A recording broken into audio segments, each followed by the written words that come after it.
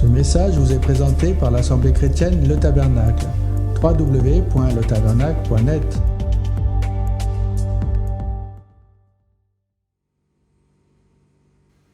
Peuple de Dieu,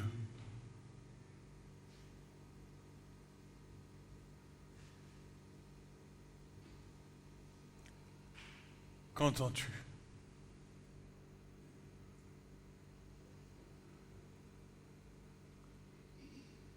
Entends-tu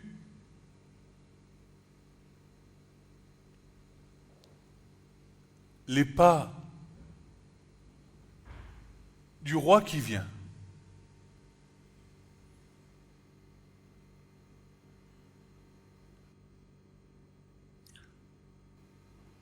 Entends-tu la voix de l'Esprit qui parle aujourd'hui?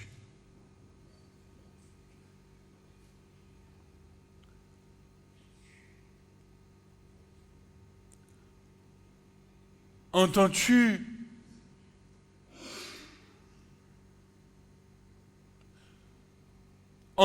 et vois-tu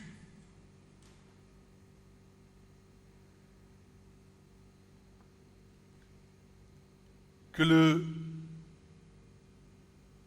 canevas ou tableau prophétique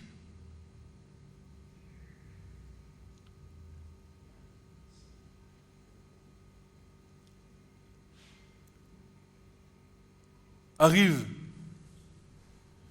bientôt à son paroxysme?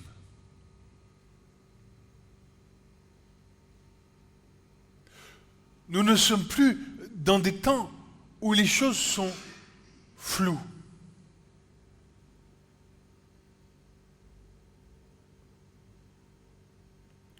Car entre le moment où nous avons commencé à croire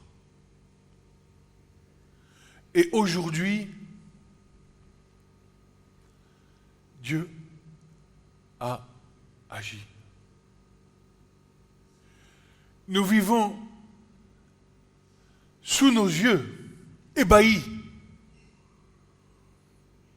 des temps prophétiques extraordinaires.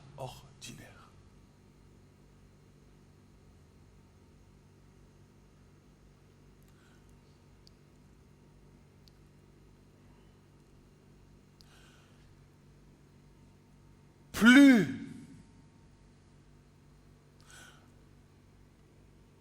le Messie va approcher, plus les temps de ténèbres vont grandir.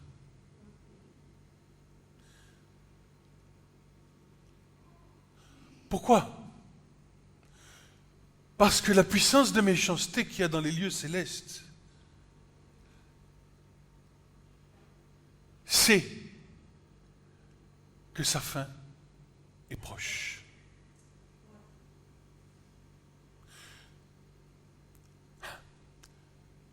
Ils sont en train de trembler.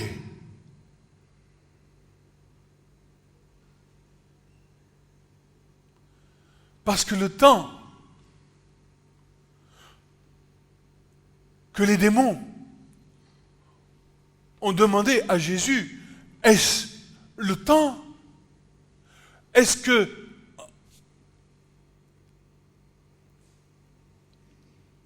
tu es venu ici avant le temps pour nous tourmenter?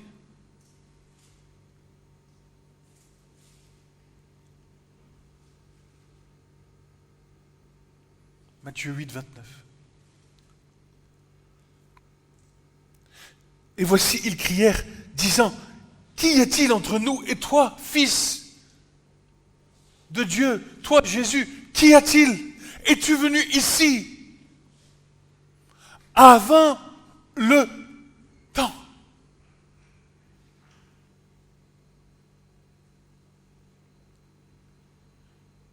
Et je vous annonce ces choses de la part du Seigneur. Le temps, c'est maintenant.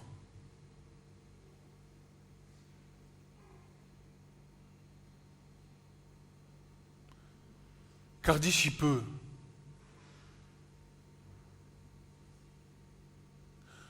le Seigneur va venir consumer du souffle de sa bouche l'impie. D'ici peu, le Seigneur va venir pour établir son royaume sur la terre.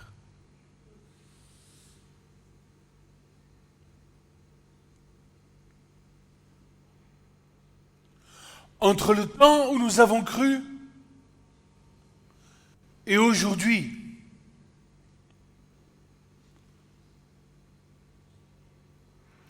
nombreuses sont les prophéties qui ont été accomplies.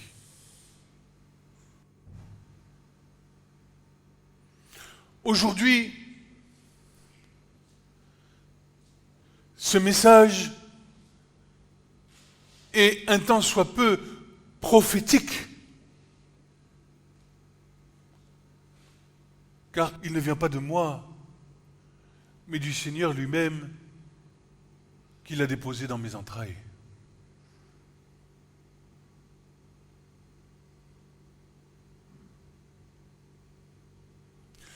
Et le Seigneur te fait comprendre, veut nous faire comprendre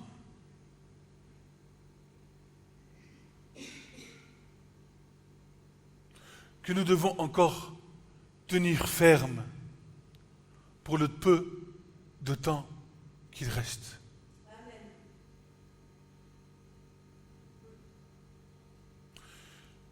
Le dernier message, l'avant-dernier message que j'ai donné était tenir ferme contre toute forme d'adversité.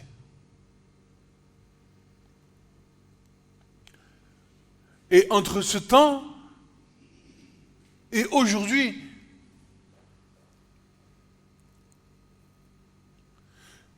des choses se passent. Dieu agit. En 15 jours, 3 semaines, 1 mois, Dieu a fait des choses. Et avons-nous les yeux rivés sur ces choses?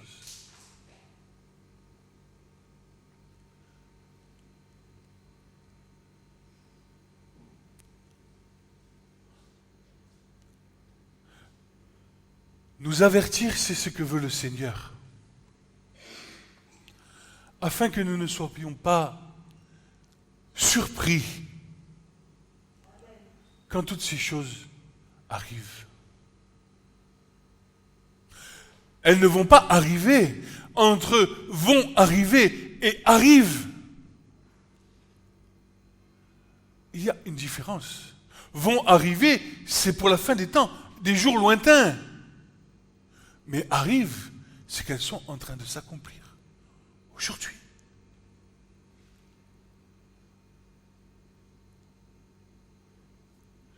Lorsque vous verrez ces choses, dira Jésus. Lorsque vous verrez ces choses, alors relevez la tête, car votre délivrance est proche. Et il va rajouter quelque chose, il va dire, cette génération ne passera pas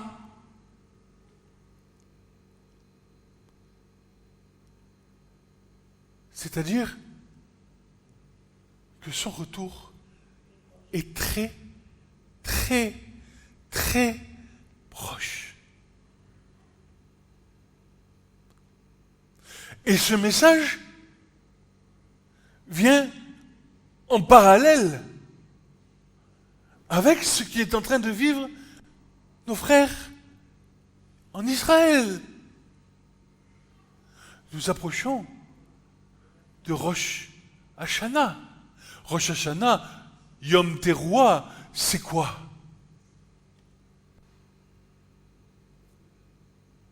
C'est l'anniversaire de l'humanité. Rosh Hashanah, Yom Teruah sont des jours solennels dans lesquels Dieu juge l'humanité.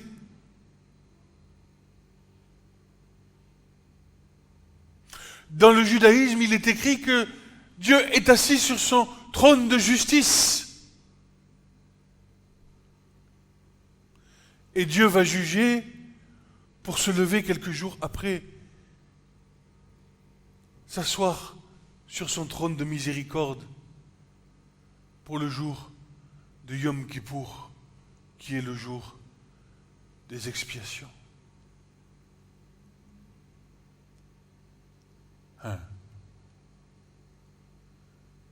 Et toute la parole prophétique passe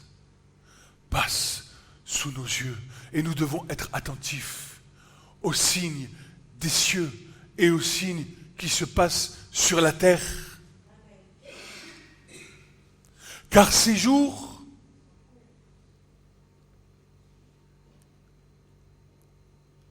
sont encore des jours de grâce. Et je parle surtout pour la jeune génération. Parce que nous allons voir l'état de cette génération.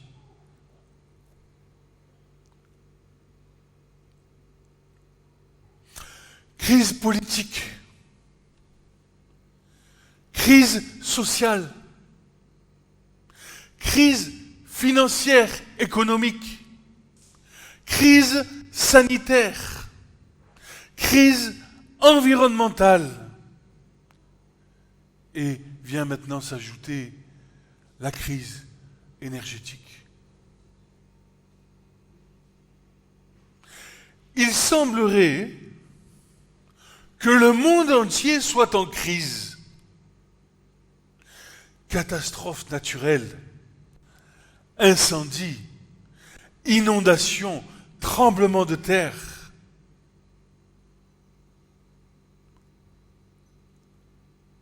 En parallèle de cela, angoisse, morosité, malheur, détresse sont devenus les mots du champ lexical de notre génération.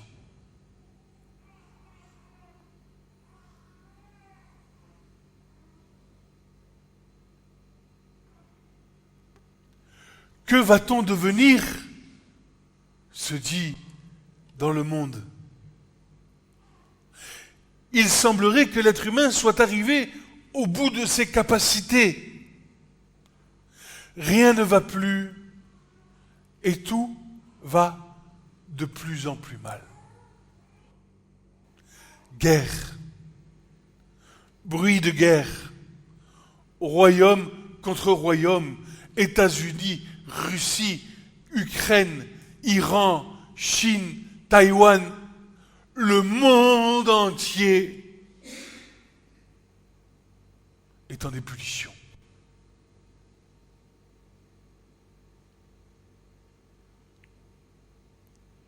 Guerre, bruit de guerre, royaume contre royaume, famine, peste sont devenus, malgré tous les efforts communs de l'humanité, le quotidien de nos vies. Il ne manque plus qu'un petit mal entendu pour que l'irréversible se produise. Crise économique, les riches de plus en plus riches, les pauvres de plus en plus pauvres.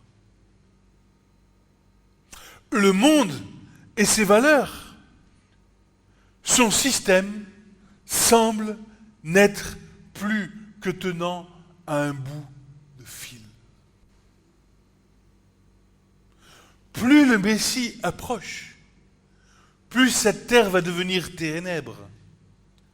La puissance de méchanceté qu'il y a dans les lieux célestes, c'est que le roi des rois et le seigneur des seigneurs vient pour appliquer la sentence.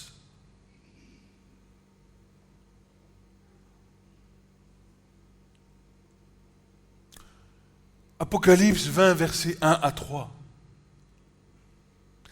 Et je vis un ange descendant du ciel, ayant la clé de l'abîme, une grande chaîne dans sa main, il saisit le dragon, le serpent ancien qui est le diable et Satan, le lia pour 1000 ans et le jeta dans l'abîme et l'enferma et mit un sceau sur lui afin qu'il ne séduisît plus les nations jusqu'à ce que 1000 ans furent accomplis. Après cela, il faut qu'il soit délié pour peu de temps.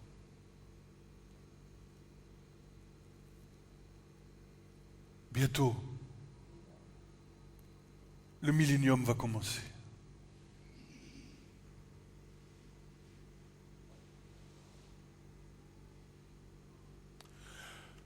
Une des prophéties qui va nous parler de ce temps que nous vivons, ces crises politiques, cette crise sanitaire, toutes ces choses se trouvent dans le livre de l'Apocalypse. En Apocalypse 18 et 19, nous allons faire un peu de lecture ce matin.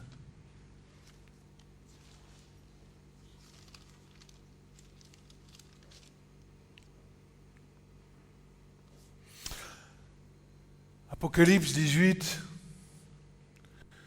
Après ces choses, je vis un autre ange descendant du ciel, ayant un grand pouvoir, et la terre fut illuminée de sa gloire.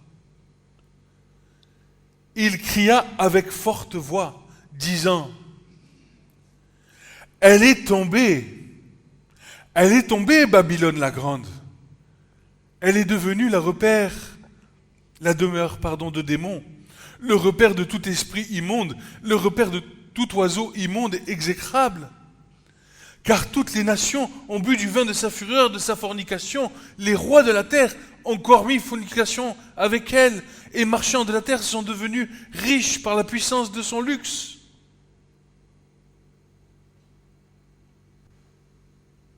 N'est-ce pas ce qui est en train de se passer?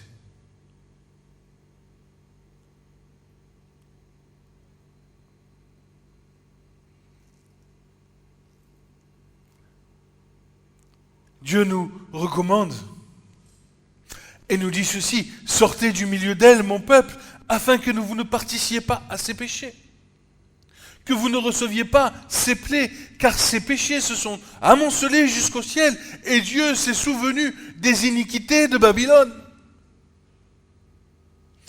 Et voici le jugement qui tombe. Donnez-lui comme elle vous a donné, donnez-lui le double selon ses œuvres, la coupe qu'elle a mixtionnée, versez-lui le double.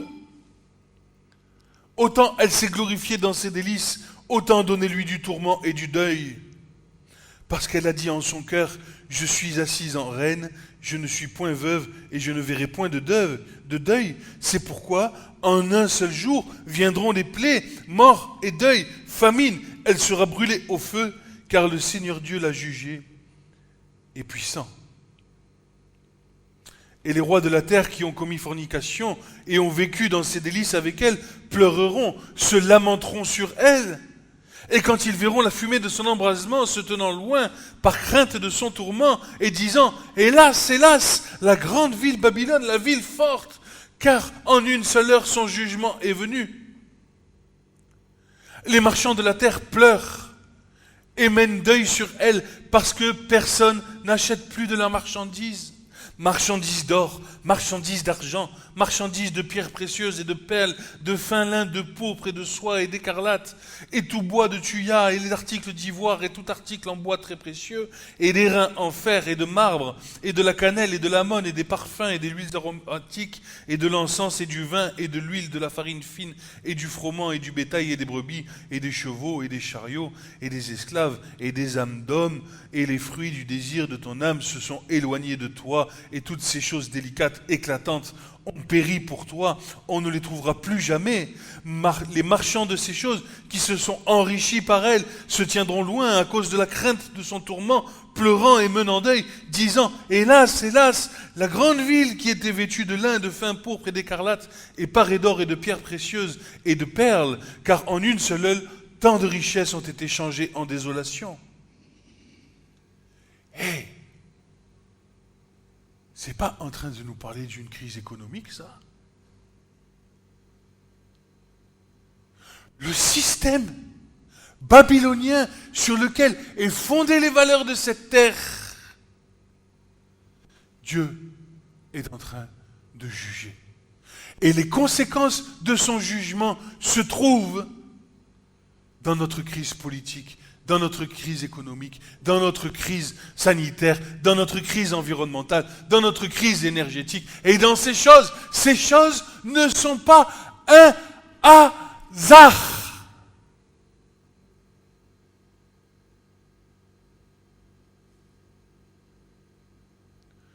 Dieu est en train de juger la terre.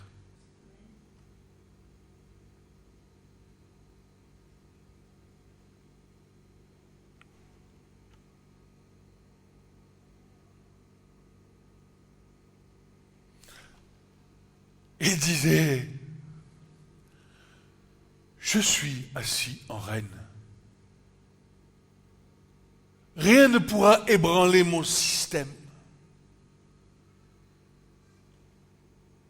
Un petit virus de rien du tout a foutu à plat les plans des hommes sages.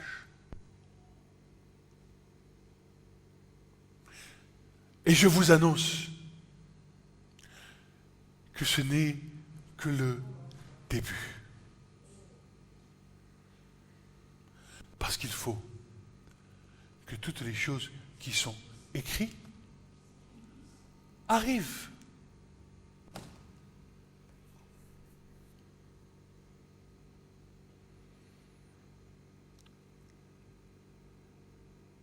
Alors que faire ?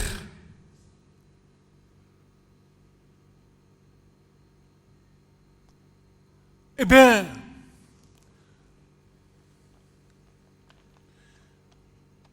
c'est Joël. Le prophète Joël, à son chapitre 2, va dire ceci.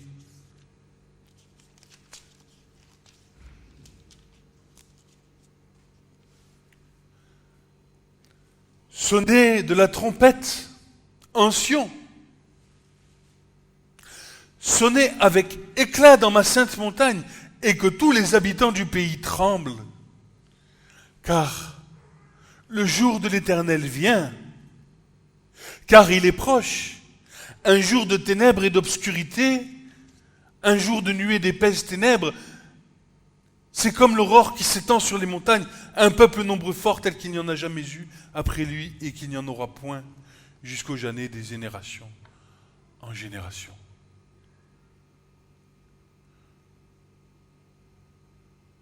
Sonner de la trompette en Sion,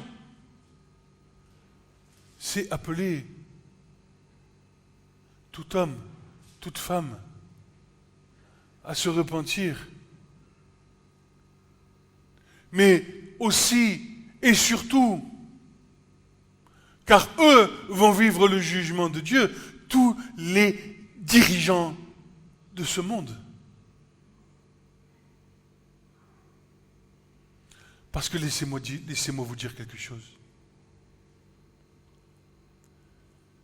Toi à qui il a été accordé de gouverner ce monde, toi qui as été mis à une place d'honneur, laisse-moi te dire que tu as failli et que désormais des comptes vont être redemandés.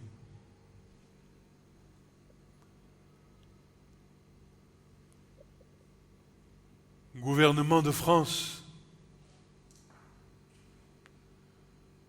gouvernement de l'Europe, gouvernement mondial. Dieu te dit que tu as failli.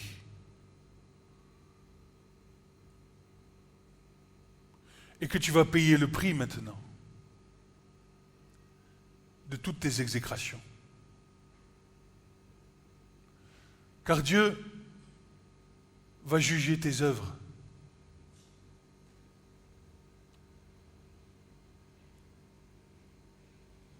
Tu devais prendre soin du malheureux. Tu devrais prendre soin de l'orphelin. Tu devrais prendre soin de la veuve. Tu devais venir en aide aux pauvres. Tu devais faire justice. Mais Dieu constate que tout est corruption.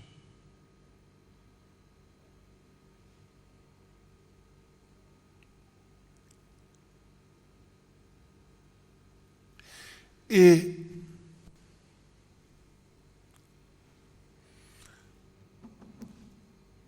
parce que la génération des jeunes est la dernière génération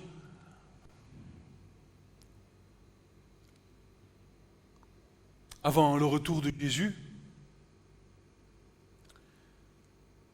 et que l'état moral de cette génération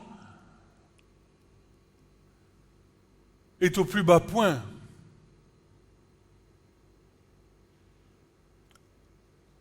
Alors, Jésus va venir établir toutes choses.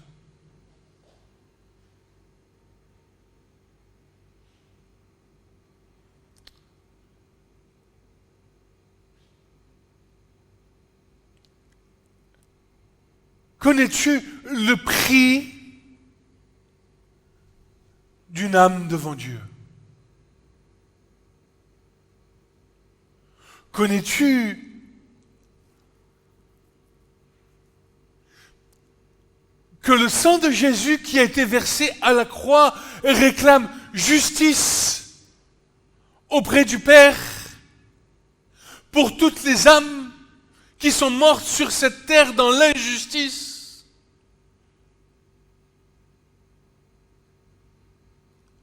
C'est pour ça que Jésus ne va pas revenir comme un agneau, mais qu'il va venir comme le lion de Juda. Dans le sang versé, il y a le cri qui réclame justice.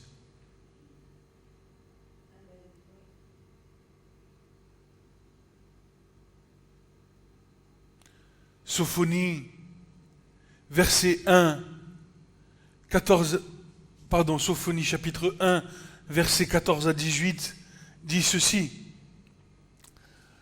Le grand jour de l'Éternel est proche. Il est proche et se hâte beaucoup. La voix du jour de l'Éternel, l'homme voyant, poussera des cris amers. Ce jour est un jour de fureur, un jour de détresse, un jour d'angoisse, un jour de dévastation et de ruine, un jour de ténèbres, un jour d'obscurité, un jour de nuée d'épaisses ténèbres, un jour de trompettes et de retentissements contre les villes fortifiées, contre les créneaux élevés. Je ferai venir la détresse sur les hommes, et ils marcheront comme des aveugles, car ils ont péché contre l'Éternel, et leur sang sera répandu comme la poussière, leur chair comme de la fiente. Leur argent ni leur or ne pourra les consumer. Oui, il détruira subitement tous les habitants du pays.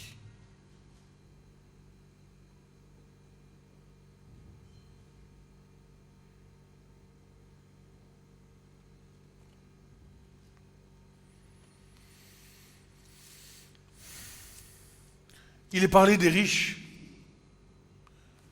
Il est parlé de ceux qui se sont enrichis sur le dos du pauvre. Il est parlé de ceux qui ont fait des petits arrangements pour un peu de pouvoir ou un peu plus d'argent.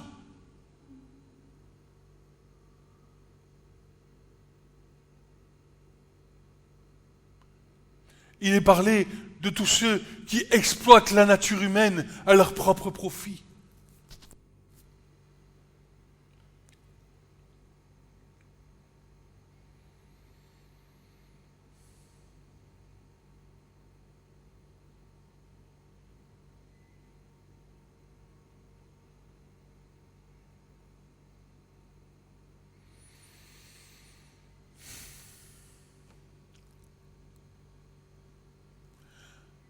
le temps n'a jamais été aussi proche. Tout concorde avec l'accomplissement de la parole prophétique. Il ne s'agit plus d'un tableau avec des puzzles, un puzzle avec quelques petites pièces par-ci et par-là. Il s'agit d'un tableau clair, visible dans l'esprit.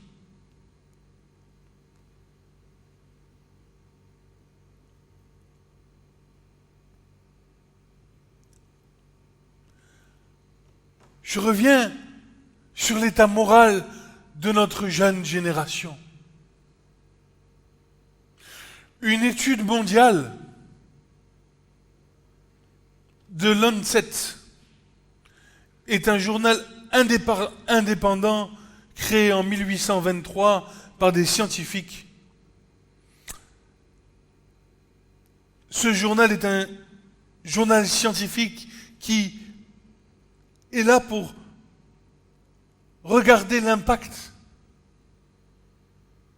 de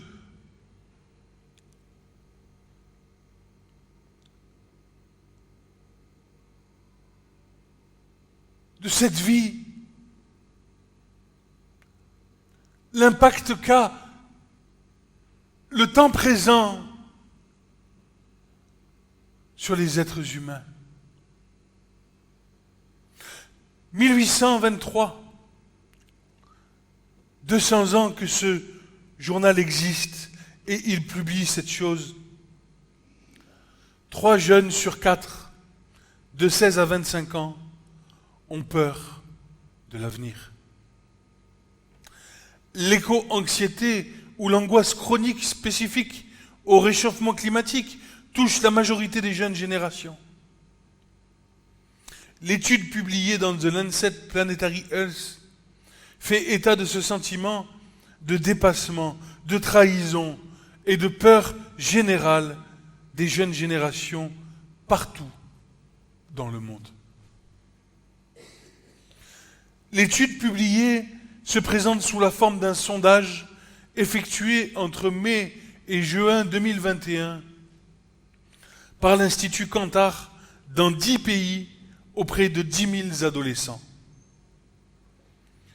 Jeunes adultes âgés de 16 à 25 ans. Les jeunes interrogés proviennent notamment des Philippines, du Brésil, du Portugal, de l'Inde, de l'Australie, de la France, du Royaume-Uni et du Nigeria, des États-Unis et de la Finlande.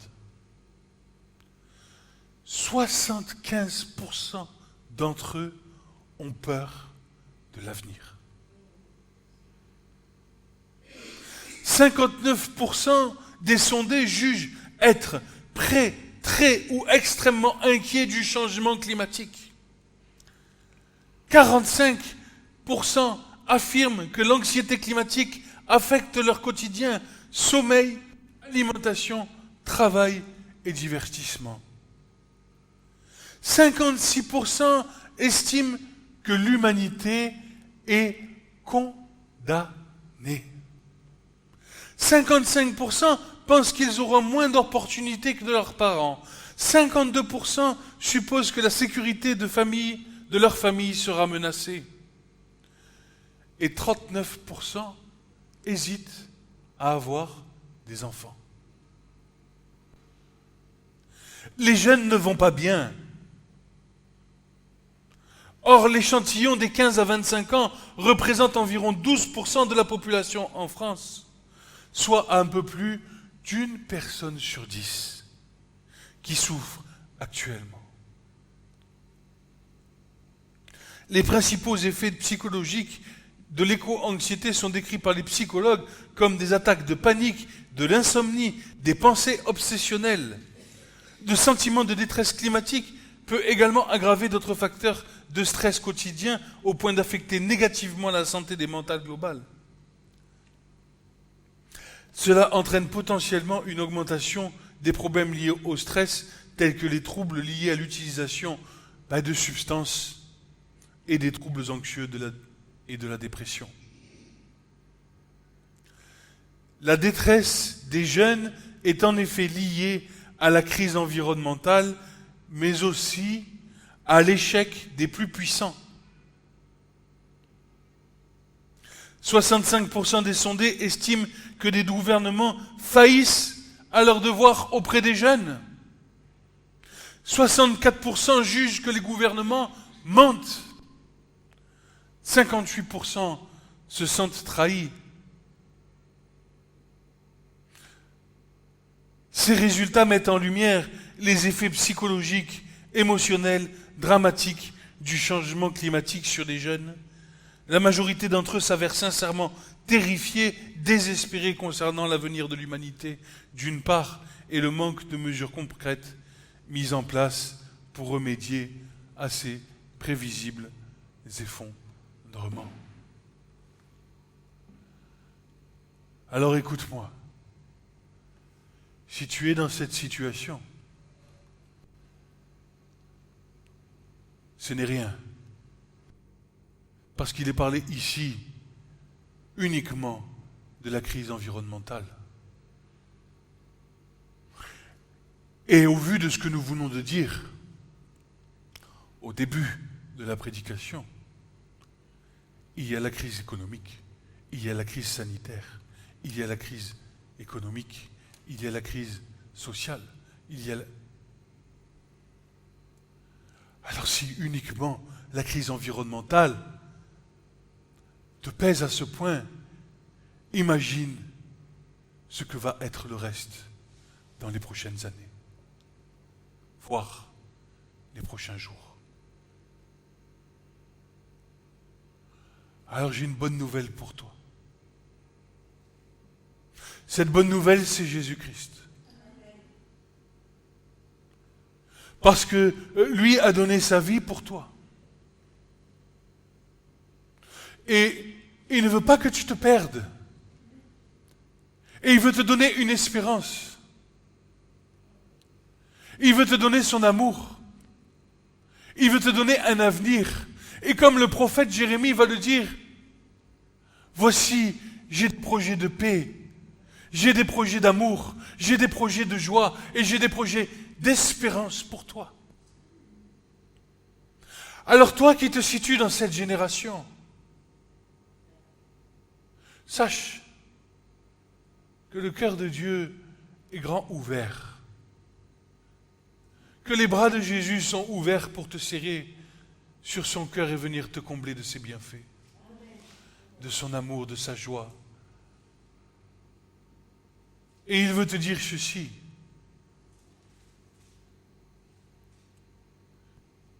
je ne te laisserai pas, je ne t'abandonnerai pas, seulement prends ma main. N'aie pas confiance en l'être humain.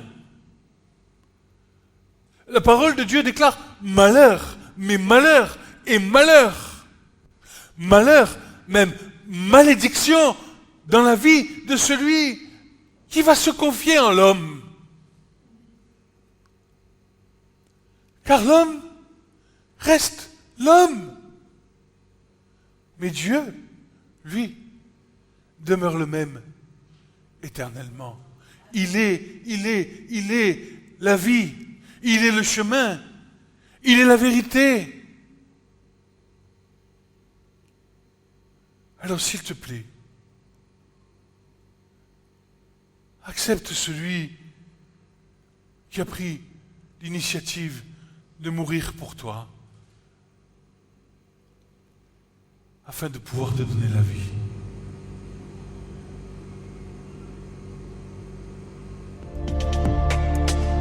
Ce message vous a été présenté par l'Assemblée chrétienne Le Tabernacle. www.letabernacle.net